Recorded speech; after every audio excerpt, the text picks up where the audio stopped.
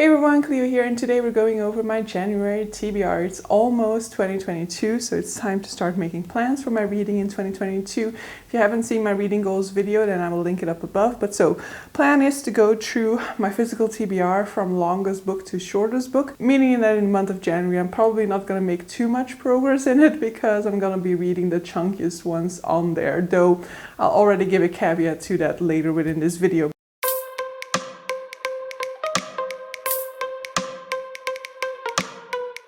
But in January, it's also time for a readathon. I will be participating in the Be Sure-athon readathon, which is hosted by Sasha from the channel The Wild Sasha. So the Be Sure-athon readathon is a readathon inspired by the Wayward Children series by Shauna McGuire. It is a portal fantasy readathon, and so one of the prompts is also to read a portal fantasy, for which one I will be reading Every Heart a Doorway by Shauna McGuire, the first book in the Wayward Children series. So this is a series that I've had my eye on for a number of years, but I haven't really dived into it yet. But the books are relatively short, so that's a nice contrast to my big books for my actual physical TBR. So in the Wayward Children series, we are basically in each book going to look at a child who has returned from a parallel world, a child who has traveled through a portal into a fantastical world at some point in time and is now returned. And that isn't just the only thing interesting about it, because I find that interesting in and of itself. But basically in each one of these, the world that the people ended up in were like worlds that were perfectly suited for them.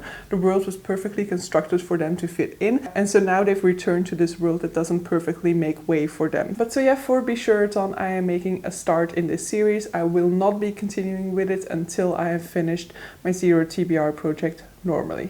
Because of the way that the series is set up, the readathon is also centered around different worlds. And so there are different hosts, and so you can join each team depending on which world best suits you. But if you don't know which team you belong in, or if you want to use prompts from multiple types of teams, then you can join the team of Sasha, the actual host of the entire readathon, which is Team Eleanor West's house. And in that case, the 4 other prompts that you need to fulfill in order to complete this readathon can be taken from different teams. And so that's also what worked best for me in terms of being able to fit in the books that I actually needed to read to fit in the 3 biggest books on my TBR. So first book that I will be reading is The Pickwick Papers by Charles Dickens. This is the biggest book on my TBR. It's going in for chunky book. The back of this book does actually not tell you what the story is about, but it is apparently the first published work by Charles Dickens. It was published, as most of Dickens' work, in monthly installments at first. It is a chunky one, and I do feel like I like his shorter works better than his longer works, because he tends to kind of digress and recycle storylines a lot when he has these sort of like big chunky installments. But it'll be interesting to see whether that's also the case for the very first work that he ever put out there. So very eager to dive into this one. It's been a while. I took a break from Charles Dickens because I was kind of starting to feel in a rut with Charles Dickens, starting to feel like they were all more or less the same story, and so hopefully returning to him after a little bit of an absence will make me enjoy this book a lot more than I was doing when I last read Charles Dickens. I will not be reading the second longest book on my TBR because the second longest book is the 3rd book in the series.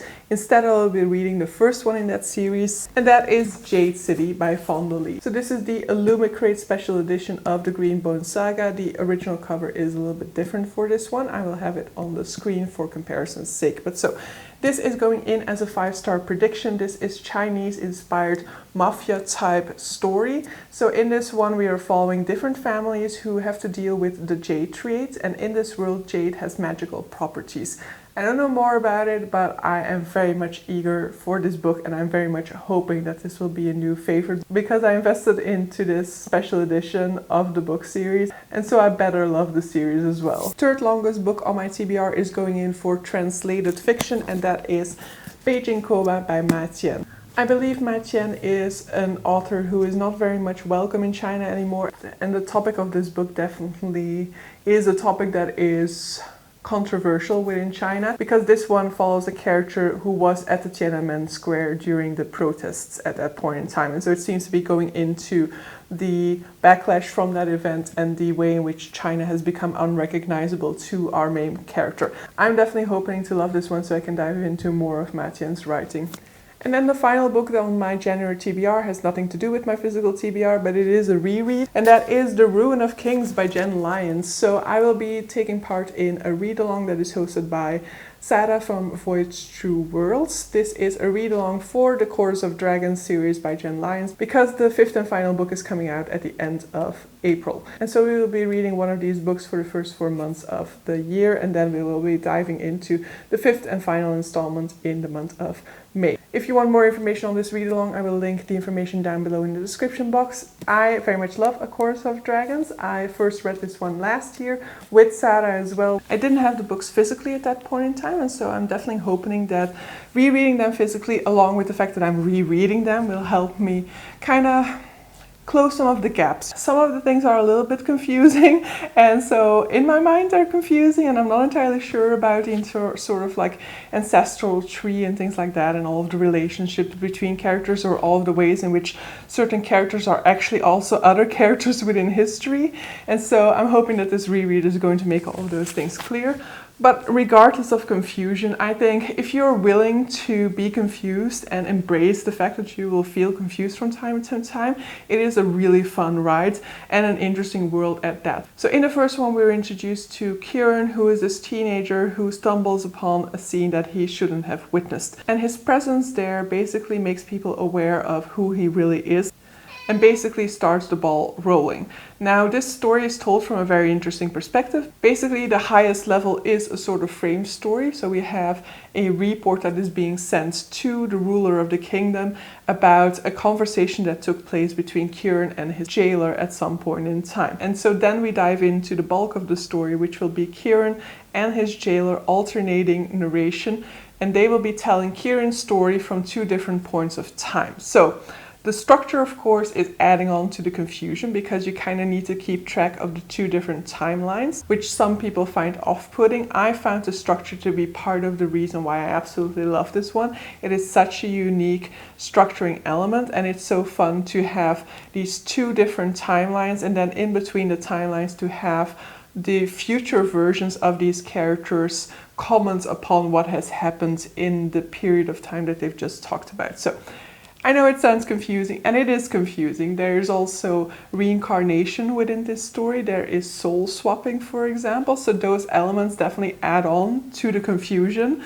that you feel as a reader. But if you're ready to be confused, if you're willing to not always fully understand everything yet, and to just trust in the fact that the author knows what they're talking about, then this can be a great read for you. It's also a pretty diverse read, in particular when it comes to queerness. There are a whole lot of queer characters within this world, and you at first think that they are very limited, but the further along you get into the series, the more you realize that every single character almost within this world is queer. And there are definitely also some cultures within this world who have a very different relationship to gender, for example, which is something that we particularly will be diving into with book 2 within the series.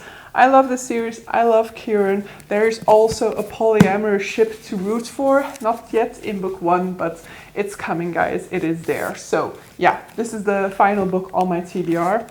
Hopefully I will still have time at that point to at least start a 4th one off of my physical TBR, but that is a little bit of a stretch goal, so we'll see. But so yeah, those are the books that I'm reading for the Be Sure-athon, Readathon in January, and so I'm hoping to have a great time with all of these, because I have big hopes for all of them. But so yeah, hope you guys enjoyed this video. Definitely wish me luck on my January TBR, and see you guys for a future one. Bye!